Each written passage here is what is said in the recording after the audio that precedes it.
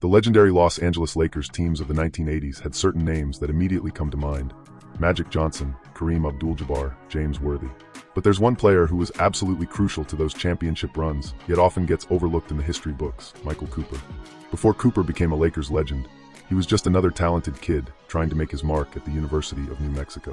From 1976 to 1978, Cooper played for the Lobos, and while he wasn't putting up eye-popping numbers that would make SportsCenter highlights, he was developing something far more valuable: an understanding of how to impact winning in ways that don't always show up in the box score.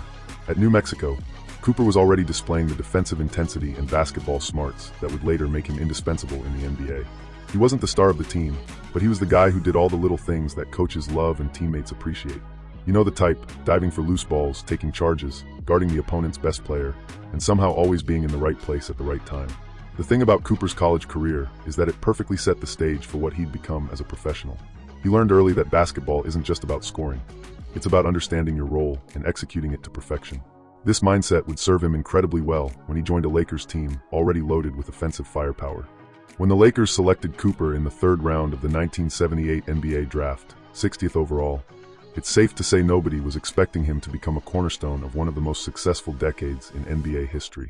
Third-round picks in 1978 were even longer shots than they are today, and Cooper's college stats weren't exactly screaming future NBA star. But Lakers head coach Paul Westhead, and later Pat Riley, saw something special in the lanky kid from New Mexico. Cooper had this rare combination of length, athleticism, and basketball intelligence that made him incredibly versatile.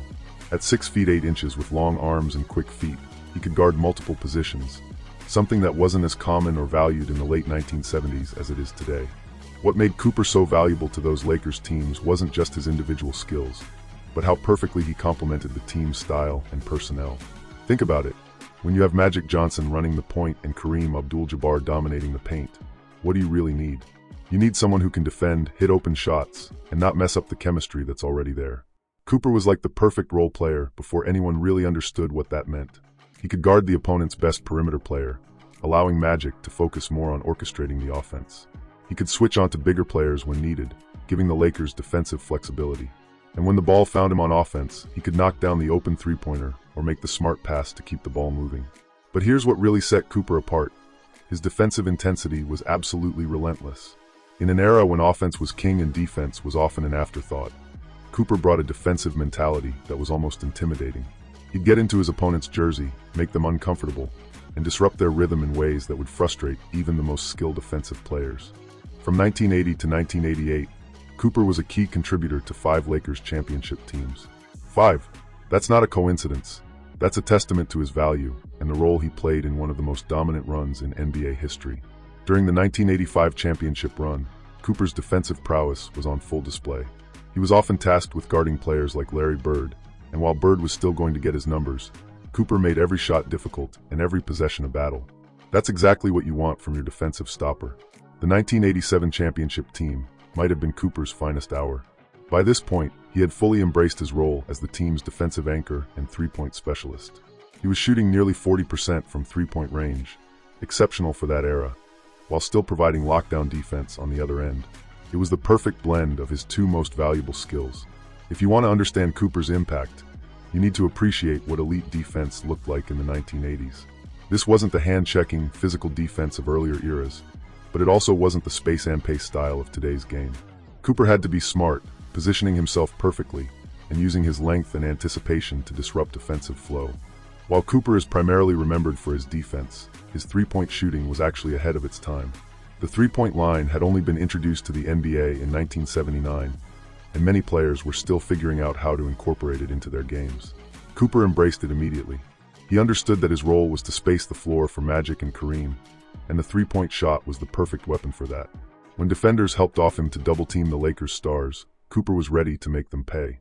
His 37.6% career three-point percentage might not seem spectacular by today's standards, but in the 1980s, that was legitimately elite shooting. The beauty of Cooper's offensive game was its simplicity.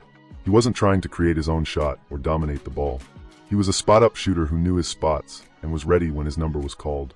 In 1987, Cooper received the ultimate validation for his contributions when he was named the NBA Defensive Player of the Year. It was a well-deserved honor for someone who had been playing elite defense for years without always getting the recognition he deserved. That award was significant because it acknowledged what Lakers fans and his teammates already knew. Cooper was one of the best defenders in the NBA. In a league dominated by offensive stars, Cooper carved out his niche as a defensive specialist who could also contribute offensively when needed. Cooper's playing career with the Lakers ended after the 1990 season, closing out 12 years of professional basketball. While the Lakers of the late 1980s and early 1990s weren't quite the same dominant force they had been earlier in the decade, Cooper remained a valuable contributor right until the end.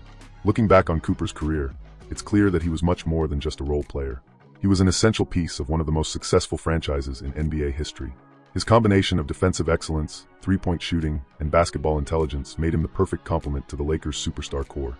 In today's NBA, players like Michael Cooper are more valued than ever. The modern game prizes versatility, defensive switching, and three-point shooting, all things that Cooper excelled at decades before they became trendy. He was essentially a prototype for the kind of 3 and D players that every team covets today. Thank you for watching. I really appreciate you guys. Hit the like button if you enjoyed this video and stay safe.